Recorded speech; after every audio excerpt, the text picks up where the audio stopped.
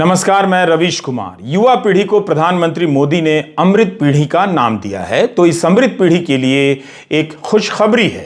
अमृत पीढ़ी के 30 लाख नौजवान 2017 से 22 के बीच भारत छोड़ गए, दुनिया के अलग अलग देशों में अच्छी पढ़ाई की तलाश में। 2022 में अमृत पीढ़ी के 7.5 लाख नौजवान भारत से चले गए ताकि अच्छी यूनिवर्सिटी का अमृत पान कर सकें। बाकी जो यहाँ रह गए हैं उन्हें निराश होने की ज़रूरत नहीं है। उनके लिए यहाँ व्हाट्सएप यूनिवर्सिटी में विश्व मंथन की भरपूर व्यवस्था कर दी गई है। हम साफ करना चाहते हैं कि अगर आपको भी कभी मौका मिले तो ज़रूर विदेशों में जाइए। जीवन में अच्छी यूनिवर्सिटी का लाभ उठाने का अवसर मत गंवाइए। लेकिन पहले इस वीडियो को जरूर देखिए कि युवा पीढ़ी का सत्यानाश कैसे किया जा रहा है। झूठ के हवन कुंड में अमृत पीढ़ी का स्वाहा स्वाहा किया जा रहा है। दिल्ली विश्वविद्यालय में हर साल करीब 70,000 सीटों पर बीए बीएससी के लिए नामांकन होता है। इस हिसाब से दिल्ली विश्वविद्यालय की क्षमता से 10 गुना अधिक छात्र विदेश चले गए, यानी 10-10 दिल्ली यूनिवर्सिटी के बराबर छात्र विदेश चले गए। इन छात्रों को केवल पैसे वाला नहीं कहा जा सकता। यह धारणा सही नहीं है कि पैसे के दम पर जा रहे हैं, क्योंकि विदेशी संस्थानों में एडमिशन इतनी आसानी से नहीं मिलता है। वहां भी सख्त प्रतियोगिता है। जरूर कुछ लोग पैसे के दम पर चले जाते हैं, मगर बाहर जाने वाले छात्र पूर्ण या आंशिक छात्रवृत्ति के सहारे भी जा रहे हैं। जिनके भी माता पिता को यह बात समझ में आ गई है कि भारत की यूनिवर्सिटी बर्बाद हो चुकी है, वे अपने बच्चों को किसी भी तरह से यहां से निकालकर बाहर भेज रहे हैं। लोन लेना पड़ रहा है तो लोन ले रहे हैं, खेत बेचना पड़ रहा है तो खेत बेच दे रहे हैं। आपको ऐसी खबरें नेट पर मिल जाएंगी। वैसे आपको पता ही होगा कि पिछले साल दिल्ली विश्वविद्यालय का सत्र लेट शुरू हुआ है। यह आपने हार्वर्ड या ऑक्सफोर्ड में नहीं सुना होगा कि सेशन ही लेट हो गया, किसी को फर्क नहीं पड़ा। क्या यह सामान्य सी बात है कि दिल्ली विश्वविद्यालय में प्रथम वर्ष में पढ़ने वाले छात्रों की संख्या से 10 गुना अधिक छात्र एक साल के भीतर भारत से विदेश चले गए? शिक्षा को लेकर इतना बड़ा पलायन हो रहा है। यही राजनीतिक दल जब चुनावों में आपके गांवों और कस्बों में जाएंगे तो बोगस बातें करेंगे कि पलायन रोक देंगे, उद्योग आ जाएंगे जब हम सरकार में आएंगे। लेकिन शिक्षा के कारण भारत के भीतर और भीतर से बाहर जो लगातार पलायन हो रहा है उस पर बात नहीं करेंगे। हम आपको यह भी बताना चाहते हैं कि जब भी देश के भीतर या बाहर अच्छी यूनिवर्सिटी का मौका मिले, मत गंवाइए। मगर अच्छी यूनिवर्सिटी आपको या सभी को मिले, इस मुद्दे को राजनीति से बाहर भी मत निकालिए। कितनी खुशी की बात है कि आपको पढ़ने के लिए मिलती है 3rd क्लास यूनिवर्सिटी और आप कहलाते हैं अमृत पीढ़ी। तभी मैं कहता हूं कि इस देश की जवानी की कोई कहानी नहीं है, ना हो सकती है। उम्मीद है आप अमृत पीढ़ी कहलाने पर पार्टी कर रहे होंगे। अगर भारत की किसी यूनिवर्सिटी पर रिसर्च करना चाहते हैं कि कैसे एक यूनिवर्सिटी में छात्रों को बुलाकर बर्बाद किया जा सकता है, तो आप बिहार की मगध यूनिवर्सिटी पर रिसर्च कीजिए। 2 जनवरी 2023 को छपी प्रभात खबर की यह रिपोर्ट आप देख सकते हैं। यह दुनिया की पहली यूनिवर्सिटी होगी जहां 2018 में बीए में एडमिशन लेने वाले छात्र को 5 साल बाद भी डिग्री नहीं मिली है।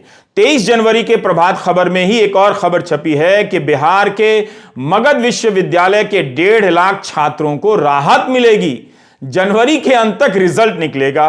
इस विश्वविद्यालय के वाइस चांसलर पर भ्रष्टाचार के गंभीर आरोप लगे, इस्तीफा देना पड़ा और अब तक फरार हैं। 3 साल का बीए 5 और 6 साल में नहीं हो सका, लेकिन इस दौरान कई वाइस चांसलर आए और चले गए। सबकी दुकानें चलती रहीं। यहां पढ़ने वाले गरीब और साधारण घरों के बच्चे हैं, जिन गरीबों के नाम पर इस देश में सरकारें चलती हैं। यूनिवर्सिटी के चांसलर बनाम राज्य के शिक्षा मंत्री की बयानबाजी के बीच जो हुआ है बिहार में वह अक्षम्य है। इस यूनिवर्सिटी से जुड़ी खबरें आप निकाल कर पढ़ेंगे तो चक्कर खाकर गिर जाएंगे। गनीमत है कि भारत के युवाओं की राजनीतिक समझ धर्म और जाति की राजनीति के कारण बर्बाद हो गई है, वरना उन्हें इस बात से बहुत तकलीफ हो सकती थी। इस तल्ख अंदाज में यह बात ना कही जाए, आप ही बताइए किस तरह से कही जाए।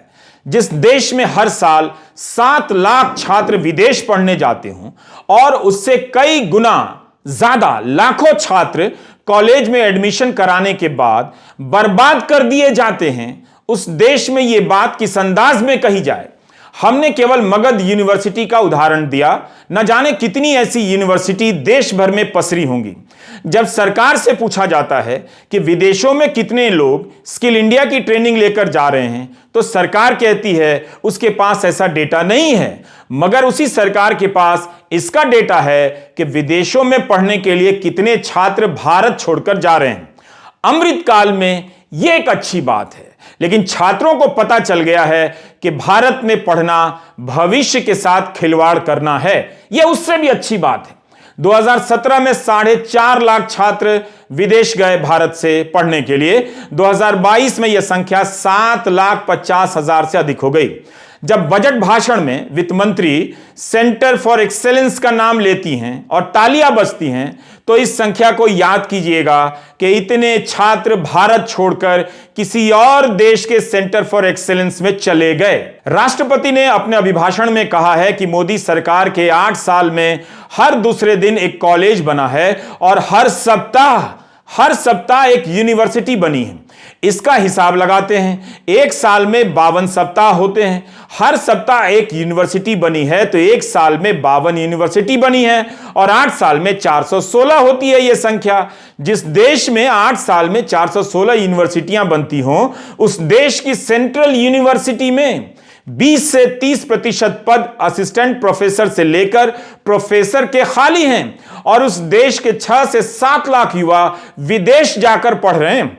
आपको कुछ बुझाया भी या कसम खाकर बैठे हैं कि दिमाग का इस्तेमाल करना ही नहीं है। आप जानते हैं कि मैं गणित में कमजोर हूं, लेकिन राष्ट्रपति के अभिभाषणों में जो डेटा दिया गया है उसे लेकर आपसे ही सवाल करता हूं, क्या भाषण तैयार करने वालों ने डेटा सही दिया है? आप में से जिनका मैथ्स ठीक है, एक बार फिर से इसे ट्राई कीजिए। राष्ट्रपति अपने अभिभाषण में कहती हैं कि पिछले 8-9 सालों में हर सप्ताह एक नई यूनिवर्सिटी बनी है, तो इस हिसाब से 8 साल में 416 यूनिवर्सिटी हो जाती है। लेकिन इसी भाषण में राष्ट्रपति यह भी कह देती हैं कि 2014 के पहले भारत में 725 यूनिवर्सिटी थी, मगर पिछले 8 साल में 300 नई यूनिवर्सिटी बनी है। आप राष्ट्रपति के अभिभाषण में बिंदु 66 पर जाकर देख सकते हैं। गूगल सर्च कीजिए तो पूरा भाषण भी मिल जाएगा। क्या 416 और 300 में फर्क नहीं? भाषण में लिखा है कि हर सप्ताह एक यूनिवर्सिटी बनी है, तो उस हिसाब से यह संख्या 8 साल में 416 होनी चाहिए, लेकिन संख्या बताई गई 300।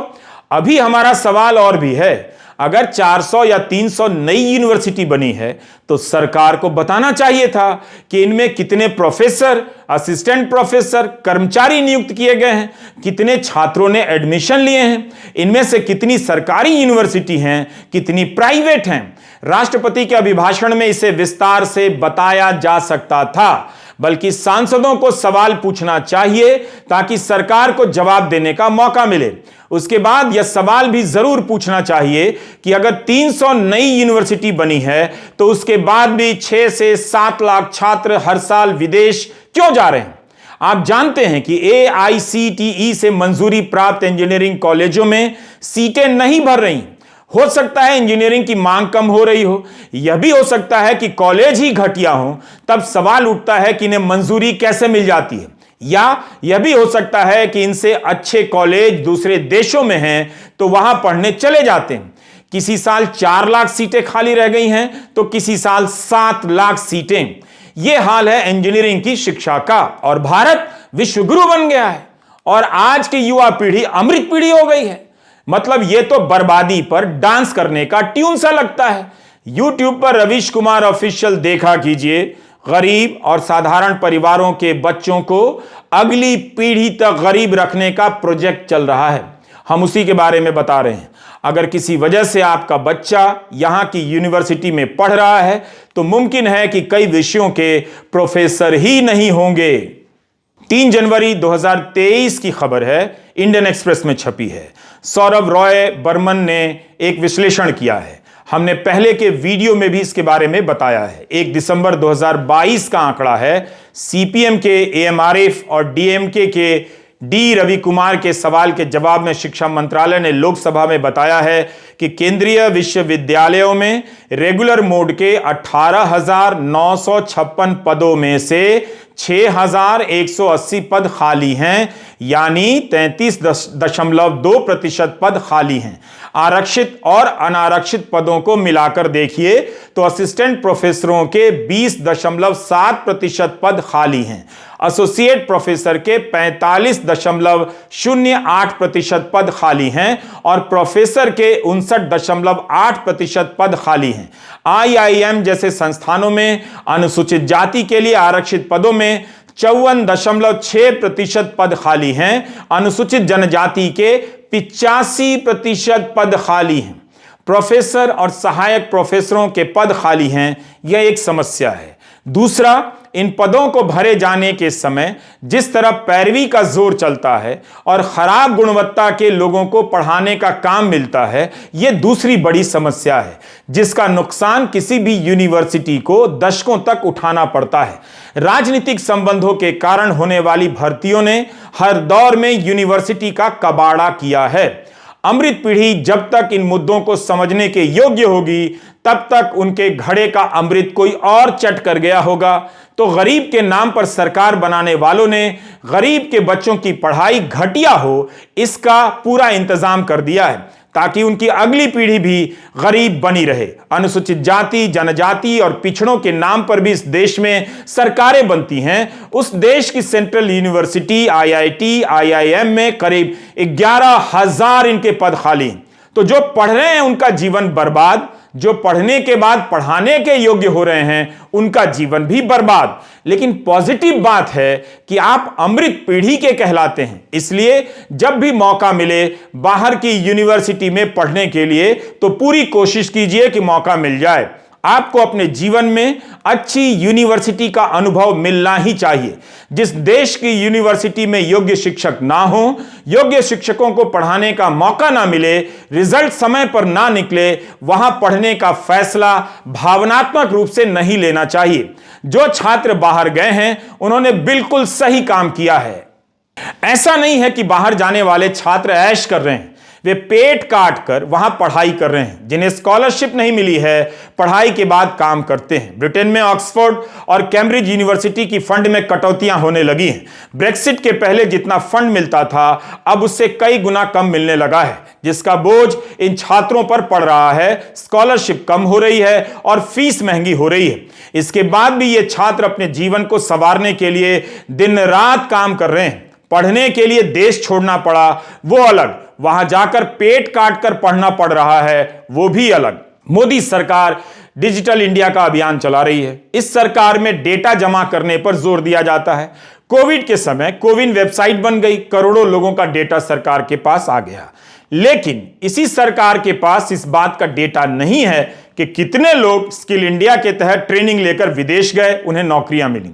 जब जनता दल यूनाइटेड के सांसद राजीव रंजन सिंह ललन, संतोष कुमार, दिनेश चंद्र यादव ने सवाल पूछा कि क्या सरकार ने इस बात पर ध्यान दिया है कि भारतीय छात्र उच्च शिक्षा प्राप्त करने के लिए विदेश जा रहे हैं और उनकी संख्या प्रतिवर्ष बढ़ती रही है? यदि है तो तत्संबंधित ब्यौरा क्या है? तो सरकार जवाब में जो कह रही है उसके एक एक शब्द को ध्यान से सुनिए। शिक्षा राज्य मंत्री सुभाष सरकार अपने लिखित जवाब में कहते हैं कि उच्चतर शिक्षा के उद्देश्य से विदेश जाने वाले भारतीयों की श्रेणी को अधिकृत करने हेतु कोई सूचकांक नहीं है। उच्चतर शिक्षा के लिए विदेश जाने वाले भारतीयों का उद्देश्य या तो उनके मौखिक प्रकटन या आप्रवास अनापत्ति के समय उनके द्वारा प्रस्तुत गंतव्य देश के वीजा के प्रकार के आधार पर मैन्युअल रूप से दर्ज किया जाता है। यह संसद की हिंदी है। इस जवाब का क्या मतलब है? मैन्युअल रूप से दर्ज किया जाता है। विदेश जाने वाले भारतीयों की श्रेणी का सूचकांक नहीं है।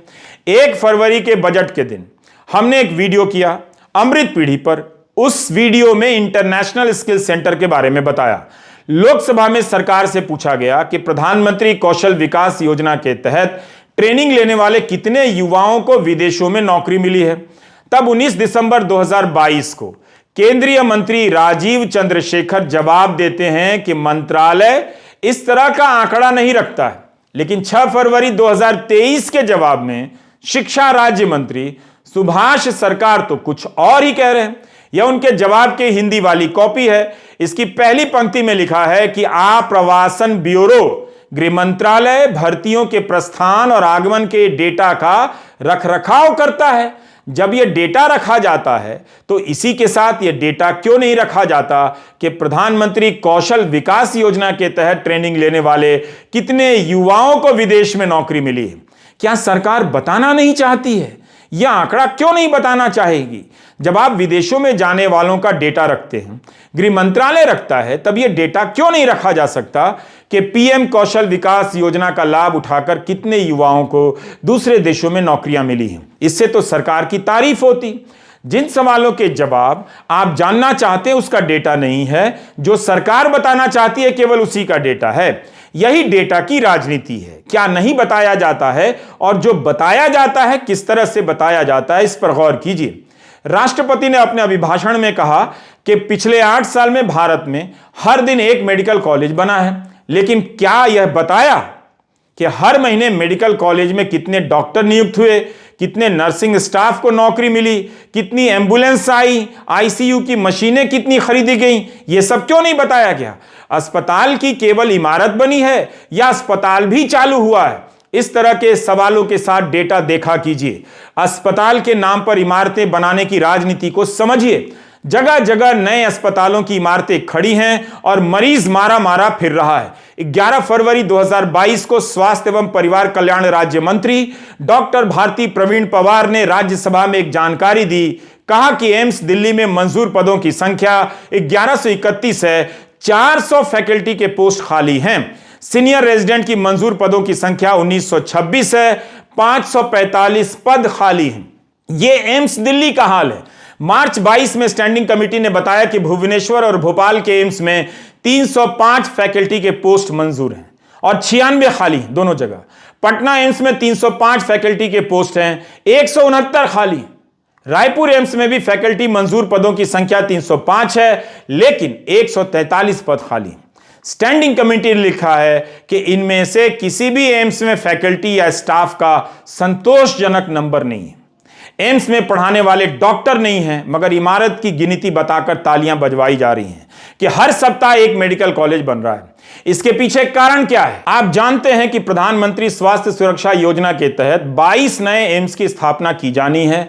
पुराने सरकारी मेडिकल कॉलेजों को अपग्रेड करना है। इसी का बजट देख लीजिए कि किस रफ्तार से घटता जा रहा है। 22-23 के बजट में कहा गया है कि 10,000 करोड़ का प्रावधान है। जब बजट रिवाइज हुआ तो घटकर 8,250 करोड़ हो गया और अब तो 23-24 के बजट में 3,365 करोड़ हो गया है। बजट ही घटता जा रहा है। नए बजट में इतना कम कैसे हो गया? एक साल में 66% बजट कम कर दिया गया। तभी इस देश के युवाओं को हिंदू मुस्लिम की आग में झोंककर अमृत पीढ़ी का नाम दे दिया गया है। और कितने गर्व से संख्या बताई जा रही है। हर महीने एक मेडिकल कॉलेज बन रहा है, भूत बंगला बन रहा है या अस्पताल बन रहा है। भारत के शैक्षणिक संस्थान भूत बंगला तो नहीं बन रहे हैं। 30 जनवरी को कांग्रेस सांसद पी चिदम्बरम ने एक ट्वीट किया कि इस देश में 7 आईआईटी, 22 एनआईटी, 20 ट्रिपल आईआईटी के पास पूर्णकालिक चेयरमैन तक नहीं है। 10 संस्थाएं ऐसी हैं जिनमें पिछले 8-9 वर्षों में कोई चेयरपर्सन नियुक्त नहीं हुआ। 140 करोड़ की आबादी में क्या सरकार को 50 लोग नहीं मिले जो इन संस्थानों में चेयरपर्सन बन सकते थे? भारत की यूनिवर्सिटी में युवा पीढ़ी का जीवन बर्बाद किया जा रहा है। ना संस्थान चलाने वाले लोग हैं, जहां लोग हैं उन पर कई जगहों पर भ्रष्टाचार के आरोप लगे हैं। पढ़ाने वाले लोग नहीं हैं। मेडिकल से लेकर इंजीनियरिंग और सोशल साइंस की पढ़ाई का इतना बुरा हाल है। उस देश में ऐलान हो रहा है कि विश्वगुरु बनने वाले। इससे बड़ा फ्रॉड क्या हो सकता है? इसलिए अपना टाइम खराब मत कीजिए। बैग पैक कीजिए और बाहर जाने की तैयारी कीजिए। बाहर नहीं जा सकते तो कोई बात नहीं, व्हाट्सएप यूनिवर्सिटी में फ्री में जो इतिहास पढ़ाया जा रहा है उस बोगस इतिहास को ही पढ़ लीजिए। कम से कम रिटायर्ड अंकिलों के साथ बात करने लायक तो हो ही जाएंगे। झूठ और फ्रॉड में घिरे भारत की युवा पीढ़ी को अमृत प्रणाम। नमस्कार, मैं रवीश कुमार।